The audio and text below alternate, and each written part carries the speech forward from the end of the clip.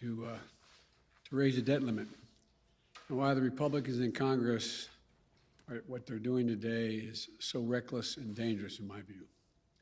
Raising the debt limit comes down to paying what we already owe, what has already been acquired, not anything new. It starts with a simple truth. The United States is a nation that pays its bills and always has. From its inception, we have never defaulted. What we pay for, so it keeps us a great nation.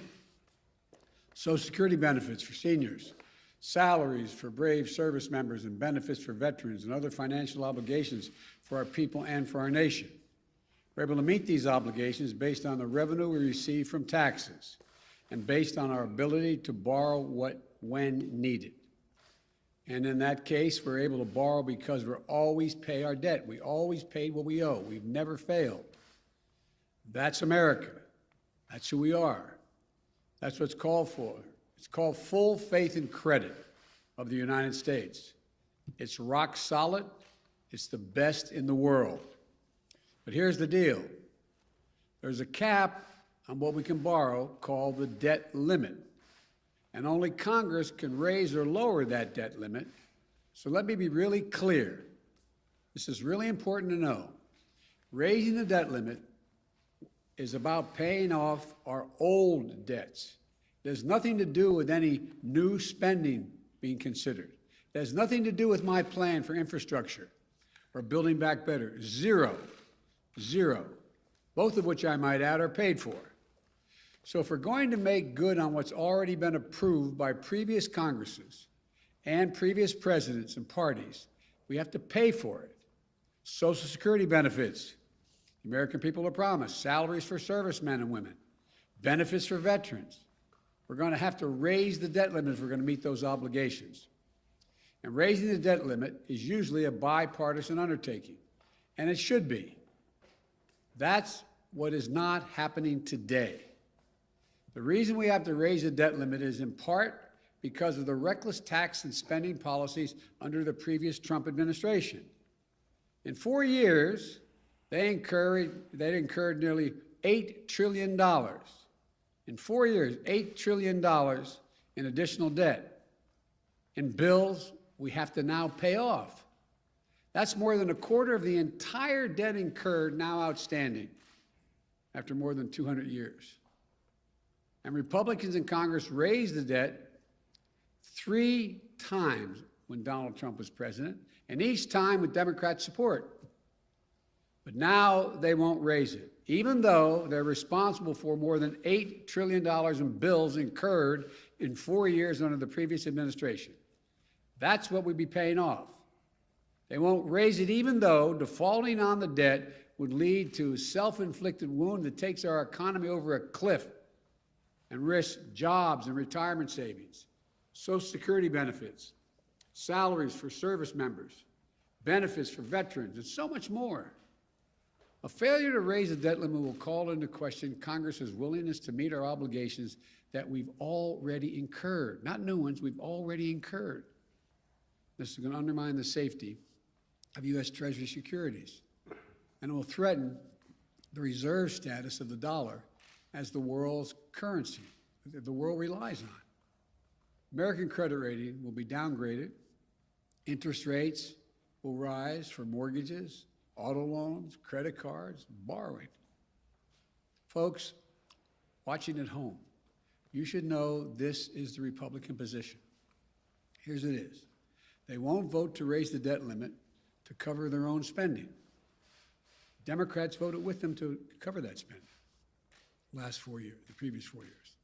They say Democrats should do it alone. But then they're threatening to use a procedural power called the filibuster, meaning that we'd have to get 60 votes, not 50 votes, to increase the debt limit. This would block the Democrats from meeting our obligations and responsibilities to prevent Congress from raising the debt limit. So let's be clear. Not only are Republicans refusing to do their job, they're threatening to use their power, to prevent us from doing our job, saving the economy from a catastrophic event. I I think, quite frankly, it's hypocritical, dangerous, and disgraceful. Their obstruction and irresponsibility knows absolutely no bounds, excuse me, especially as we're clawing our way out of this pandemic. Democrats will meet our responsibility and obligation to this country. We're not expecting Republicans to do their part. They made it clear from the beginning. We tried asking to no avail. We're just asking them not to use procedural tricks to block us from doing the job that they won't do. Meteor is headed to crash into our economy. Democrats are willing to do all the work stopping it. Republicans just have to let us do our job. Just get out of the way. If you don't want to help save the country, get out of the way so you don't destroy it. We don't have time to delay with elaborate procedural schemes, which Republicans' proposals require. Scores of votes without any certainty at all, many of which have nothing to do with the debt limit at all. And that's when accidents happen. In the days ahead, even before the default date, people may see the value of their retirement accounts shrink. They may see interest rates go up, which will ultimately raise their mortgage payments and car payments. And the American people, look, I just say it this way. As soon as this week, your savings in your pocketbook could be directly impacted by this Republican stunt. It's as simple as that. Republicans say they will not do their part to avoid this needless calamity. So be it. But they need to stop playing Russian roulette with the U.S. economy. It's one thing to pay our debts already acquired. It's another to require a supermajority to pay the debts already acquired. It's not right. Let the Democrats vote to raise the debt ceiling this week without obstruction or further delays. Democrats in the House have already passed a bill that would do that. It's sitting in the United States Senate where Democrats have the votes ready to pass it. That's the only way to eliminate the uncertainty and risk that's going to harm American families and our economy. Let us vote and end the mess. You know, we've got to get this done. We must get this done. It is, like, as I said, playing Russian roulette to play these games. We can do it this week. Just get out of the way and let us pass it. Thank you.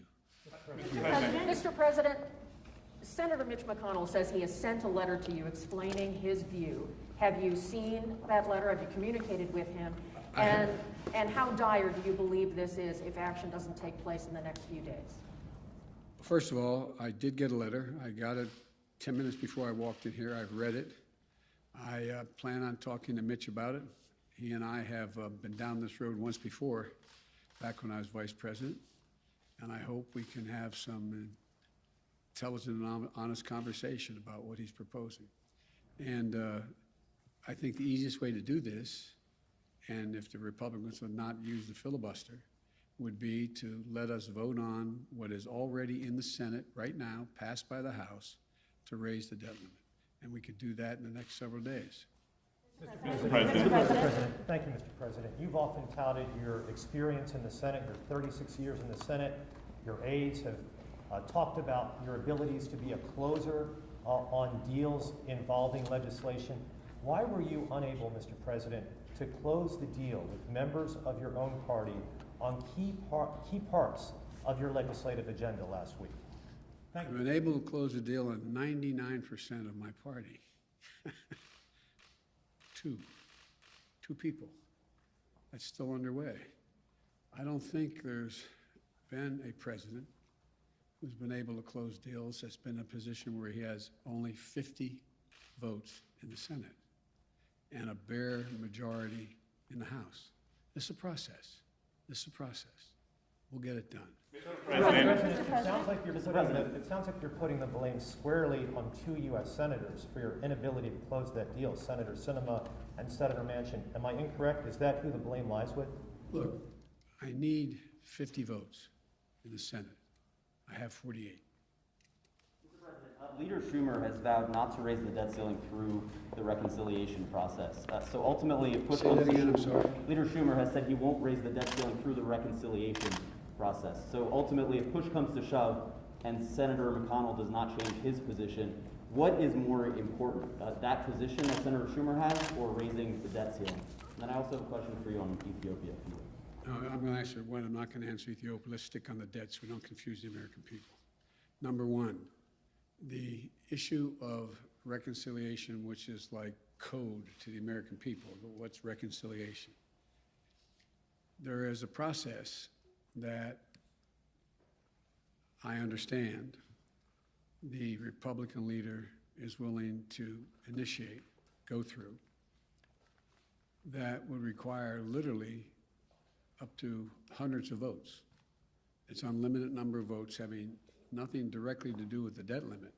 Could be everything from Ethiopia to anything else that has nothing to do with the debt limit. And it's fraught with all kinds of potential danger for miscalculation. And it would have to happen twice. So you could literally have several hundred votes over the next number of days. Everything else would come to a standstill, but you still find yourself in a situation where at the end of the day, we may have passed something that in fact then has to be undone again by either Democrats or Republicans. It's an incredibly complicated, cumbersome process when there's a very simple process sitting out there. Sitting at the desk in the United States Senate is a bill passed by the House saying, we Democrats will raise the debt limit, take responsibility for raising, even though we didn't, some voted to acquire the debt as well. We'll go ahead and do that. That's the way to proceed. But if it comes down to reconciliation or raising the debt ceiling, which position would you take? I'm not going to cross that bridge till we have to get there. Address the allegations of genocide and why you haven't yet imposed those sanctions that you authorized 2 weeks ago, sir? Speak to that later. Regarding your Build Back Better agenda, we know the top line figure from Senator Manchin is 1.5 trillion. Senator Kirsten Sinema has yet to really give that number of where she's willing to go, how high she's willing to go, but she says she's negotiating good faith with the White House. What is her figure? I'll let her tell you that. I don't want it. We're in negotiations. Is it between 1.5 and 3.5? Is it higher at least than the 1.5? I'm not going to negotiate in public. Mr. President, Mr. President. Mr. President, how is what the Republicans are doing now any different from when you opposed raising the debt limit as a senator during the Bush years? Because we weren't calling for filibuster. We did not requiring 60 votes, and it was a straight up and down vote. Mr. President, Mr. President, you're talking about how you have 48 Democratic votes right now. The other two have been pressured over the weekend by activists. Joe Manchin had people on kayaks show up to his boat to yell at him. Senator Sinema last night was chased into a restroom. Do you think that those tactics are crossing a line? I don't think they're appropriate tactics, but it happens to everybody. From the only people it doesn't happen to are people who have Secret Service standing around them. It's part of the process. Yes, sir. Just really quickly, a lot of people have been trying to attach immigration. Mr. President, I know you don't want to comment on other senators' positions in the negotiations, but what do you think the size of the reconciliation package should be? What specific dollar figure? Well, I laid out what I thought it should be. It's not going to be that. It's going to be less. I mean, look, the legislation, both the Build Back Better piece as well as the infrastructure piece, are things that I wrote. These didn't come from, God love him, Bernie Sanders or AOC or anybody else. I wrote them. I disagreed with Medicare for All, for example. I disagreed, but I laid out what I thought would be important. For example, I think in the Build Back Better program, it's required that we, in fact, have the best education available to us. And I'll be speaking to this in detail tomorrow. But look, here's the situation. How can we, in an ever-competitive world, increasingly competitive world, how can we not meet the educational standards of at least other countries are working toward? Nobody is reducing the number of years they want their children to go to school or people to go to school. You've heard me say it before, as my wife says, If we don't, if any country out-educates us, they're going to out-compete us. Look what China's doing. Look what the rest of the world is doing. They're investing. They're also investing in things that relate to ability for people to go to work and stay at work. We have several million women who can't go back to work because they don't have any way to take care of their children. So to give a tax cut to a working mom to be able to afford daycare, is that bad? Is that a bad idea? I think it's a darn good idea. We'll get people back to work. So there's a lot of things in the legislation I'm going to be talking about across the country that I think the American people overwhelmingly support. But the idea that somehow this is somebody else's legislation, this is what I wrote. Would you accept a $2 trillion, say a $2 trillion reconciliation bill? Would that be acceptable to you? Again, as you know, it's not a smart thing to negotiate with yourself in public. Let's see, we're in the process of continuing to talk to all the parties and see what we can get done. Thank you so much, Mr. President. Two questions. First, you said there was progress in the negotiation, but today you said you only have 48 votes. So what is this progress? And another question on the part, an international news that was big yesterday about the Pandora Papers. Do you have any reaction? You put fight against corruption as the core But what I'm of sorry to get the last Pandora part. Papers. The Pandora Papers. You said that you put fight against corruption in the core of your national security policy. So what is your reaction, and do you plan to do anything about it? We're looking at that right now. The first part of your question was what? Was about progress. What does progress look like for you in the negotiations? Winning. That's the progress. Last question. The Hyde Amendment. I just want to be very clear. Can you guarantee that the U.S. will not breach the debt ceiling, that will not happen? No, I can't. That's up to Mitch McConnell. So it is possible that the U.S. will not pay its debts. That is possible. I can't believe that will be the end result because the consequence is so dire. I don't believe that.